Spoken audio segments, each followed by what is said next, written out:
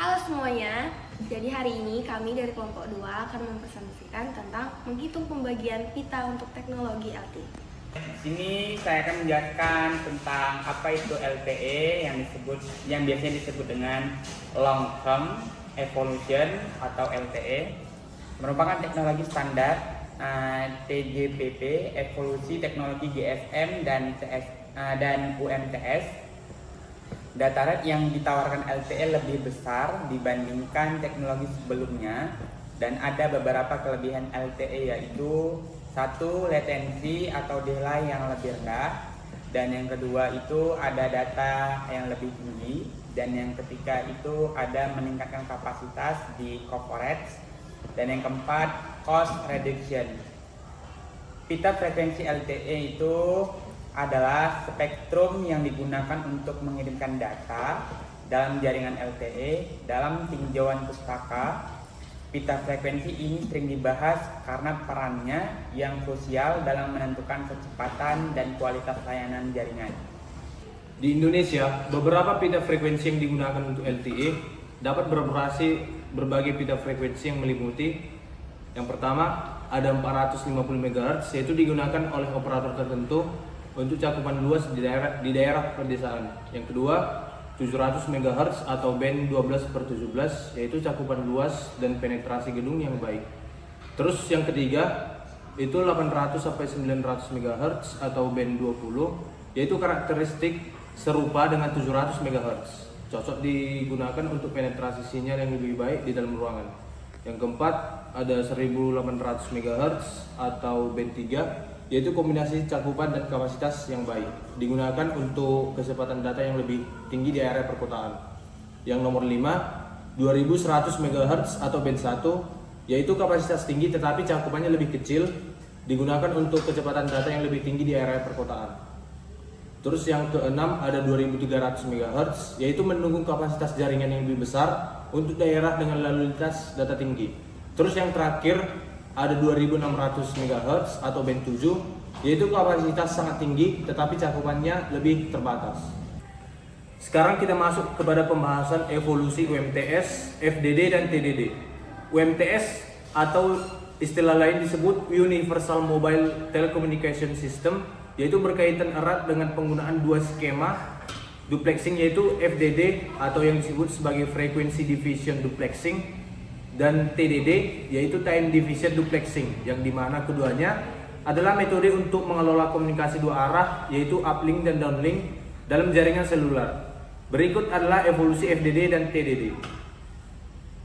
Kita masuk ke evolusi FDD. Yang pertama, FDD pertama kali digunakan dalam sistem komunikasi wireless pada tahun 190-an, yang menggunakan dua frekuensi yang berbeda dalam dua arah. Yang kedua, pada tahun 190-an, FDD dikembangkan dengan menggunakan teknologi CDMA atau Code Division Multiple Access, yang bisa membuat beberapa pengguna untuk berbagi frekuensi yang sama. Yang ketiga, pada tahun 2000-an, FDD dikembangkan dengan menggunakan teknologi OFDM atau Orthogonal Frequency Division Multiplexing, yang memungkinkan transmisi data yang lebih cepat dan yang lebih efisien. Sekarang masuk ke evolusi TDD. TDD pertama kali digunakan dalam sistem komunikasi wireless pada tahun 190-an. Pada saat itu menggunakan satu frekuensi untuk transmisi data dalam dua arah dengan menggunakan teknik time division multiplexing. Terus yang kedua, pada tahun 2000-an, TDD dikembangkan dengan menggunakan teknologi CDMA. Sama seperti yang tadi, teknologi ini memungkinkan beberapa pengguna untuk berbagi frekuensi yang sama. Terus yang terakhir, pada tahun 2010-an, TDD dikembangkan dengan menggunakan teknologi OFDM. Teknologi ini memungkinkan transmisi data yang lebih cepat dan lebih efisien. Sekarang kita masuk ke bagian tabel parameter trafik pada LTE. Teman-teman perlu ketahui bahwasanya pengertian dari parameter trafik itu ialah berbagai ukuran atau metrik yang digunakan untuk mengukur aktivitas dalam jaringan internet.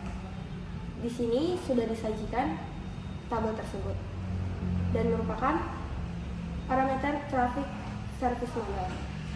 Dan pengertian dari service model ialah merujuk pada cara memberikan layanan kepada pelanggan atau kerangka kerja untuk mengatur data dalam jaringan tersebut. Selanjutnya kita masuk ke tabel model trafik. Teman-teman dapat melihat tabel tersebut.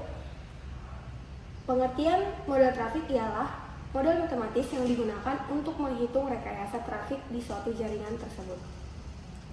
Sebelumnya, untuk mengukur atau memilih model trafik yang sesuai, kita dapat memperhatikan kriteria ataupun parameter-parameter berikut. Yang pertama, pola kedatangan trafik. Yang kedua, trafik yang ditolak atau penanganan panggilan yang ditolak.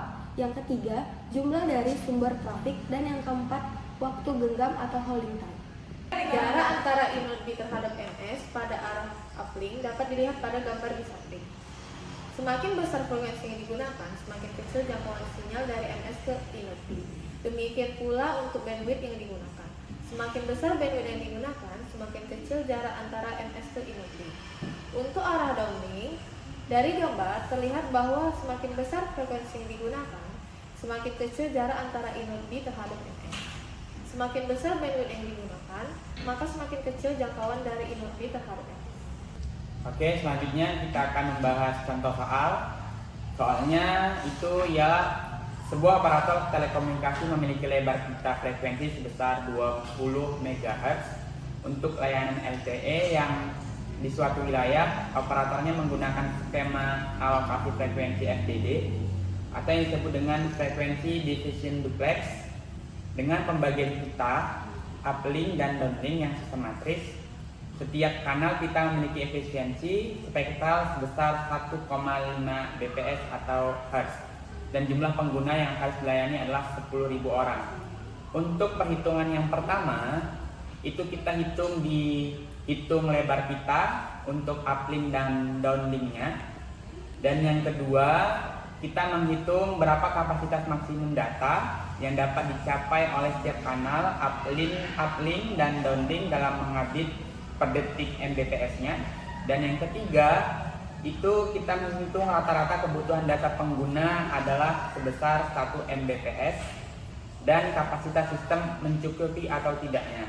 Dan yang keempat, jika efisien spektral tingkatnya menjadi 2 Mbps atau Hz tanpa mengubah lebar pita, berapa peningkatan kapasitas data dan total yang diperoleh.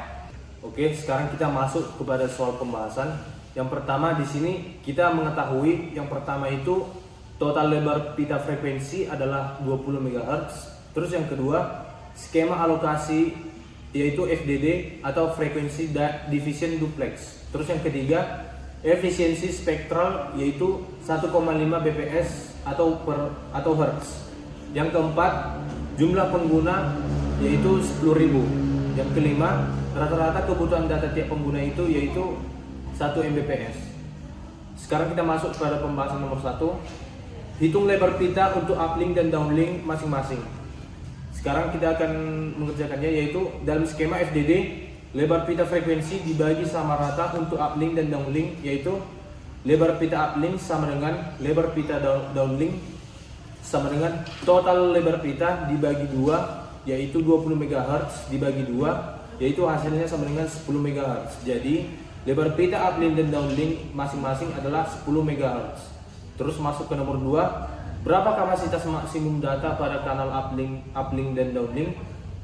Kapasitas data dihitung dengan rumus, yaitu kapasitas data sama dengan lebar pita dikali efisiensi spektral. Untuk uplink, kapasitas uplink sama dengan 10 MHz dikali 1,5 bps atau Hz, yaitu sama dengan 15 Mbps. Untuk downlinknya, kapasitas downlink sama dengan 10 MHz dikali 1,5 bps, yaitu sama dengan 15 Mbps. Jadi jawabannya di sini adalah kapasitas maksimum untuk uplink dan downlink masing-masing adalah 15 Mbps. Selanjutnya, pertanyaan yang ketiga, apakah kapasitas sistem mencukupi untuk melayani 10.000 pengguna? Jawabannya, total kebutuhan kapasitas sama dengan jumlah pengguna dikali kebutuhan rata-rata per pengguna. Total kebutuhan kapasitas sama dengan 10.000 dikali 1 Mbps sama dengan 10.000 Mbps. Jadi, dengan total kapasitas uplink dan downlink sebesar 15 Mbps masing-masing, kapasitas sistem tidak mencukupi untuk melayani 10.000 pengguna. Selanjutnya, soal nomor 4. Jika efisiensi spektral ditingkatkan menjadi 2 bps per Hz, berapa peningkatan kapasitas total diperoleh? Kita menjawabnya dengan rumus kapasitas baru sama dengan lebar pita dikali efisiensi spektral baru. Untuk uplink dan downlink, masing-masing kapasitas baru sama dengan 10 mHz dikali 2 bps per Hz, sama dengan 20 mbps. Lalu, total kapasitas sistem, total kapasitas baru sama dengan 20 mbps ditambah 20 mbps sama dengan 40 mbps. Lalu, untuk peningkatan kapasitas sama dengan total kapasitas baru dikurang total kapasitas lama, sama dengan 20 mbps dikurang 30 mbps sama dengan 10 mbps. Jadi, dengan efisiensi spektral 2 bps per Hz, terdapat peningkatan kapasitas total sebesar 10 mbps. Nah, sekarang kita masuk ke tahap terakhir, yaitu kesimpulan. Kami dari kelompok 2 menyimpulkan pada materi kali ini ialah pembagian pita frekuensi dalam teknologi LTE bukan hanya tantangan teknis, tetapi juga peluang untuk memaksimalkan potensi teknologi komunikasi nirkabel demi memberikan pengalaman terbaik bagi semua pengguna. Oleh karena itu, kolaborasi antara regulator, penyedia layanan, dan pengembang teknologi sangat penting dalam memastikan pengelolaan spektrum yang optimal dan berkelanjutan. Sekian dari presentasi kami. Jika ada salah kata kami minta maaf. Terima kasih sudah menonton. Jangan lupa like dan